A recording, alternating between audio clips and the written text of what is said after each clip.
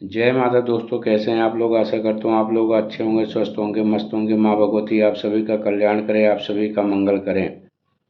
दोस्तों, आज की इस वीडियो के माध्यम से बताऊंगा कि ओम नमः शिवाय मंत्र का जब हम जाप करते हैं तो कुछ ऐसी शक्तियाँ होती हैं, वह शक्तियाँ आपको जप करने से रोकती हैं।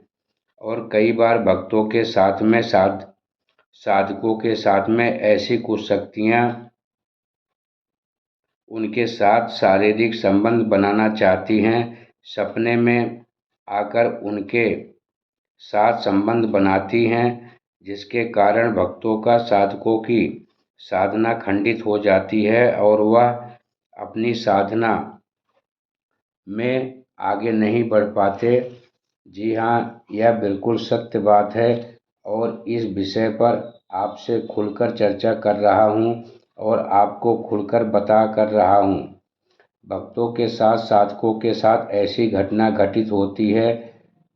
ओम नमः शिवाय मंत्र आप सभी जानते हैं, भगवान शिव का मंत्र है। इस मंत्र का जप करने से भगवान शिव की कृपा मिलती है, उनकी सिद्धि मिलती है और हमें उनका सानिध्य मिलता है।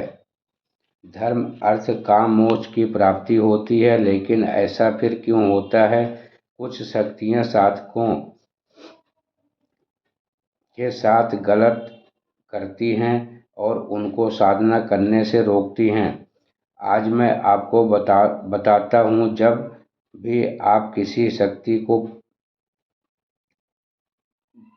पुनः प्राप्त करते हैं, उदाहरण के तौर पर आप साधना कर रहे हैं और नवारण मंत्र का जप कर रहे हैं, तो जब आप नवारण मंत्र का जप करने लगते हैं तो शुरुआती समय में आपको बहुत कुछ आनंद आता है। मंत्र जप करने में बहुत मन लगता है, पूजा पाठ करने में, साधना करने में। इसी प्रकार से अगर आप ओम नमः शिवाय का जप कर रहे हो, मंत्र जप करने में भी आपको आनंद आता है और कुछ समय बाद आपको दिक्कतें शुरू हो जाती हैं। आपको क्या होता है कि आपको मंत्र जाप करने में आपका मन नहीं लगता, आपका मन हटने लगता है। साधना करने से आपको ऐसा अंदर से लगने लगेगा कि मैं ये क्या कर रहा हूँ, इसको करने से क्या होगा,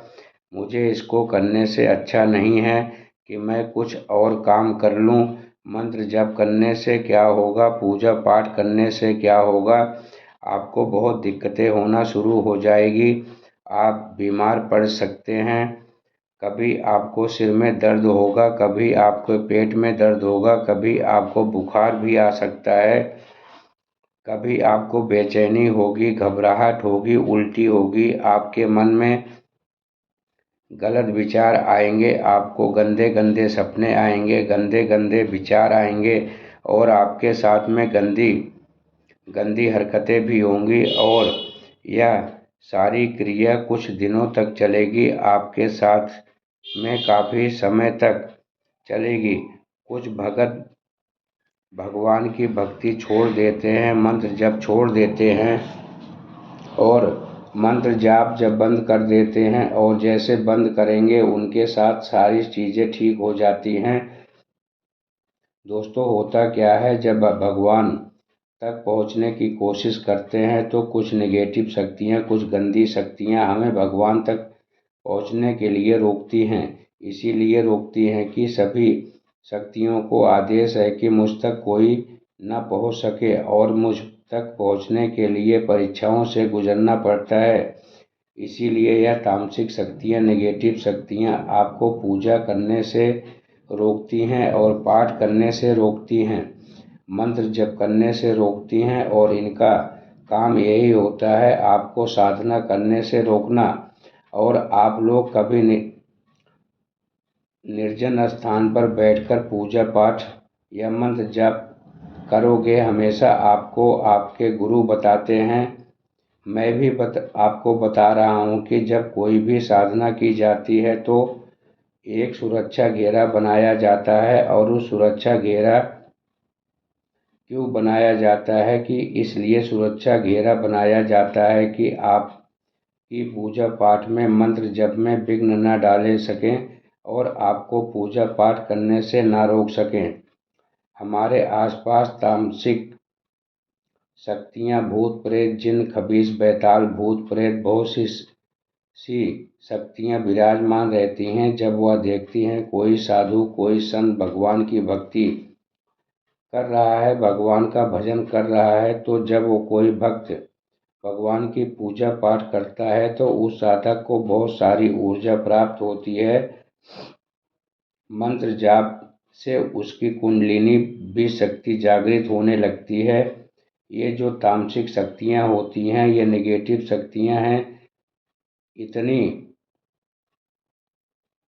उससे आकर्षित होने लगती हैं उस भक्त की तरफ, उस साधक की तरफ क्यों आकर्षित होती हैं। और यह शक्तियाँ जब आपके पास आएंगी तब यह शक्तियाँ आपकी ऊर्जा को खोखला बना देंगी, आपके प्राण ऊर्जा को खाती हैं, आपकी मंत्र ऊर्जा को नष्ट कर देती हैं। इससे क्या होता है कि शक्तियाँ और भी शक्तिशाली बनती है, इनको मुक्ति मिल जाती है। आपके शक्ति के द्वारा इनको मोक्ष की प्राप्ति होती है, इनको भगवान के धाम में जगह मिल जाता है। इसीलिए यह शक्तियाँ आपकी तरफ ज़्यादा आकर्षित होती हैं। और कुछ शक्तियाँ आपकी परीक्षा भी लेने आती हैं। और आप मान लो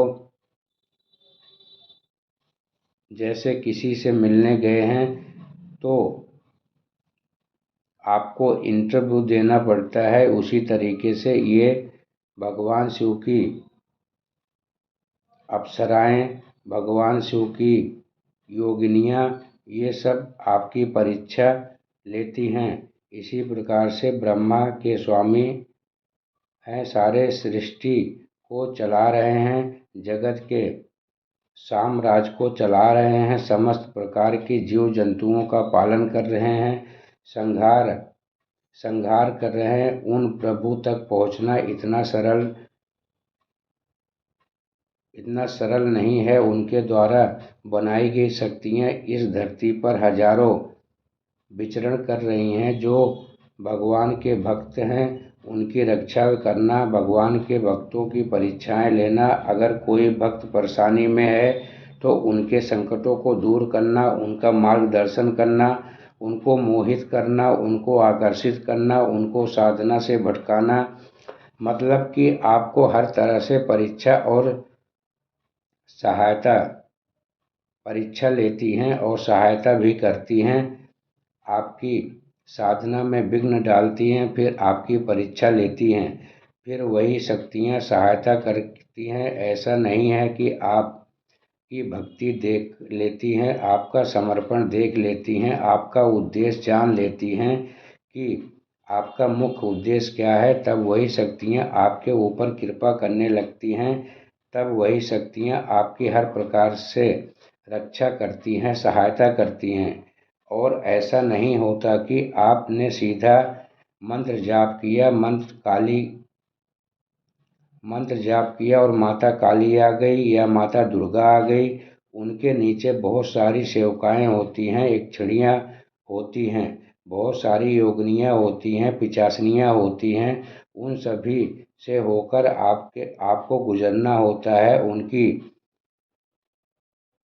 दासियाँ होती हैं जिन्होंने उनकी भक्ति करके उनकी चरणों की सेवा प्राप्त की होती है। और आप भी माता के भक्त हैं, मैं भी माता का भक्त हूँ और सभी भी माता के भक्त होंगे। जो भी जिस लेवल की भक्ति करता है वह साधक उसी लेवल की भक्ति और शक्ति पुनः प्राप्त करता है देवी देवताओं की शरण में भेजकर। इसीलिए उनको दूत कहा जाता है, उनको योगिनियाँ कहा जाता है, उनको यक्षिणियाँ कहा जाता है, उनको गण कहा जाता है। माता तक आपको पहुँचने के लिए इन सभी का सामना करना पड़ता है। और जब आप इन सब चीज़ों से खरे उतरते हैं तो यही शक्तियाँ आपका मार्गदर्शन खोल देती हैं।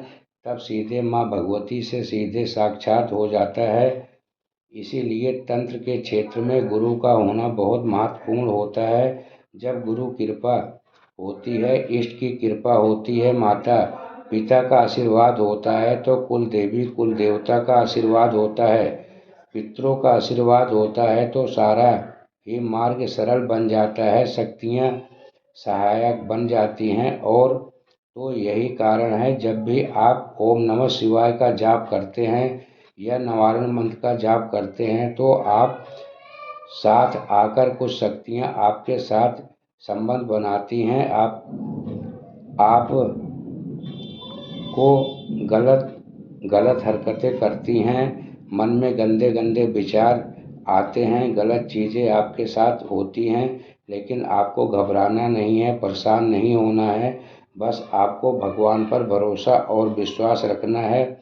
जब आप विश्वास खो देते हैं, तब आप ईश्वर आप इधर उधर भटकने लगते हैं, आप अपनी पूजा पाठ छोड़ देते हैं, आपको कुछ भी प्राप्त नहीं होता। तो यह थोड़ी सी दोस्तों जानकारी थी। अगर मेरे द्वारा दी गई जानकारी आपको अच्छी लगी हो, समझ में आई हो, तो वीडियो को लाइक कर देना, चैनल को सब्सक्राइब करके हर हर महादेव ज़रूर लिखना।